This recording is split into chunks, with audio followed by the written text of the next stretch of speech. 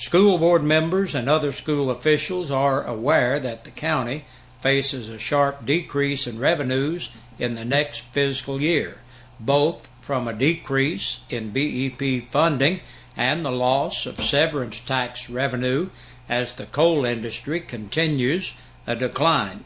This is, however, an election year, so the prospect of declining revenues did not stop the board from voting Tuesday night to give teachers a 2% local raise to match an expected 2% raise from the state.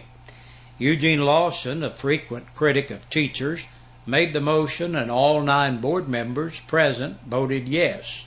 The raise is contingent on convincing the county commission to provide more local funding for schools, as well as the projected raise from the Tennessee Department of Education. Commissioners, however, will have their hands full simply making up the revenue shortfalls. The board also voted to hire an additional SRO officer to provide needed additional security at the alternative school. That $15,000 to pay an officer's wages through June will be taken from the fund balance, but the need to provide security officers at all of the county's elementary schools still faces money restraints. Board member Sarge Collins asked how the current SROs are paid, and board chairman Rector Miller replied that the school department pays $200,000 while the sheriff's department provides $100,000 out of its budget. If we hire additional officers, the cost will be all on us. The sheriff has funded the program as far as he can. Miller added. One board member asked about the cost of vehicles for the SRO officers.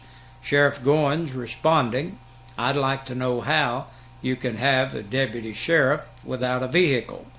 The meeting started off with a presentation from a group of parents who oppose the Common Core curriculum being imposed in all state schools. Erin Cooper, mother of a first grader, served as spokesperson for the group, making a rather long presentation that left some board members mystified as to exactly what the group's objections are, other than not wanting their children to follow a curriculum designed in Washington. The reading assignments are full of negativity, Cooper complained, adding that she objects to a tracking program that follows students through their years in the school system. "I don't want my child tracked through a Social Security number," Cooper told the board. Lawson, having heard enough, challenged Cooper, asking her if she knew how Common Core had impacted test scores. "I think it's had little impact," she replied. "Oh, I think it's had significant impact," Lawson shot back. He asked Director Donnie Poston what impact the curriculum has shown on scores. Test scores improved significantly across the board, Poston pointed out, and with that, Chairman Miller told Cooper that she had used more than her allotted 5 minutes, and the board moved on to other matters. The board also approved, on second reading, the drug-free workplace policy. Danny Wilson cast the only no vote without explaining his objections. Before adjourning, Miller asked the board to pause in a moment of prayer for board member Homer Rutherford, who is gravely ill and was not at the meeting. The Caryville Board of Mayor and Aldermen received a clean audit report during its Monday evening meeting. The audit representative told the board the town had another good year with revenues that exceeded annual expenditures, a good cash balance, and a good fund balance for a town of its size. The library was given permission to begin the process of purchasing several new computers as part of a government computer grant program. The cost will be $3,000, with the town being responsible for half.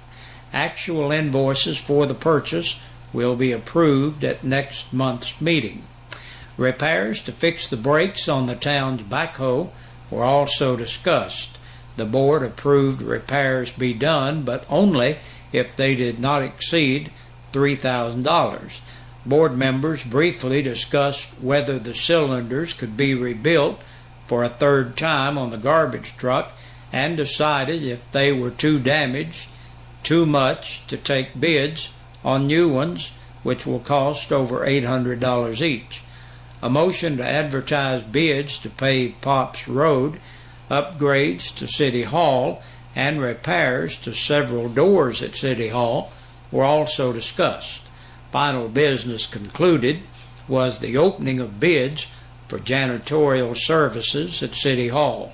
4 bids were received, with 2 of them for $500 a month for cleaning services, 1 for $400 a month, and a low bid for $250 a month for cleaning services. The board voted to hold the bids for a month while checking to make sure all those that submitted bids were licensed, bonded, and insured. A decision will be made and a year contract awarded at next month's meeting. During the meeting, Heatherly also congratulated employee Pat Donahue on being the new town recorder. Donahue replaces Cheryl Ivy, who was terminated nearly a year ago. Donahue has not yet taken her certification as a recorder, but has several years to do so. To comply with the legal requirements, a certified municipal finance officer pays several visits to the town each month. Also, to help with office duties, Secretary Laura Ridner was hired about 2 weeks ago. And La Follette police make multiple drug and intoxication arrests. Drinking beer while doing laundry at the local laundromat left a Jacksboro man in the county jail. Juan Martinez, 25, was arrested after police received reports of an intoxicated male inside the laundromat drinking. Officers found Martinez with 2 open containers of Corona Extra in front of him. One of the containers was empty. He was very unsteady on his feet.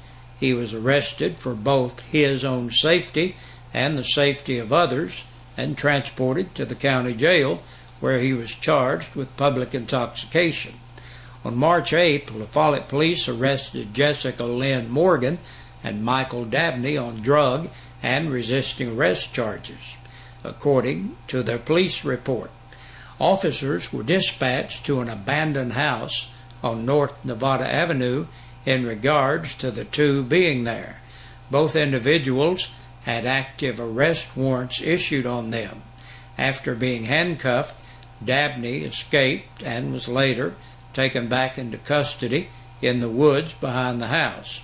As officers attempted to arrest Morgan, she ran into the bathroom, says she had to use the facility.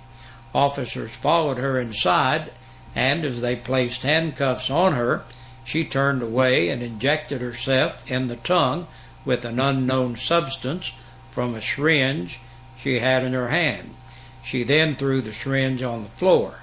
The arrest report states Morgan allegedly told officers she wanted to get one last hit before going to jail because she knew she would be in jail for a while on the violation of probation charges.